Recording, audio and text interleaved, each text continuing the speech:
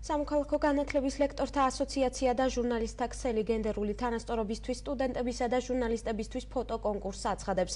კონკურსში მონაწილეობის მიღება საქართველოს უმაღლესი სასწავლებლის სტუდენტებს და ჟურნალისტებს შეუძლიათ.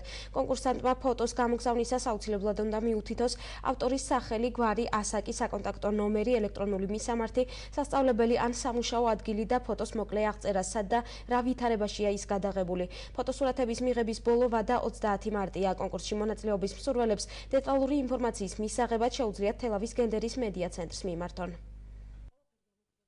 იქიდან გამომდინარე, რომ აქტიურობენ ჟურნალისტები და ყოველდღიურად ჟურნალისტების საქმიანობას წარმოადგენს ფოტოების გადაღება და ეს უკვე ჟურნალისტისთვის ჩვეულებრივი ამბავი ხდება, ისევე როგორც ტექსტის დაწერა, ხო? აქედან გამომდინარე, ისინი თავიანთი მუშაობის პროცესში ძალიან ბევრ საინტერესო ფაქტებს აწყდებიან, ბევრ საინტერესო ამბავს იღებენ და ეს საინტერესო ამბები არის ძალიან მნიშვნელოვანი საზოგადოებისთვის და რატომაც არა კონკურსში მონაწილეობა მათ ხელს შეუწყობთ იმაში, რომ ისინი უფრო სხვა კუთხიდან დაინახოს თავიანთმა მკითხველმა თუ მაყურებელმა და მისცეს მათ გზა, ასე ვთქვათ.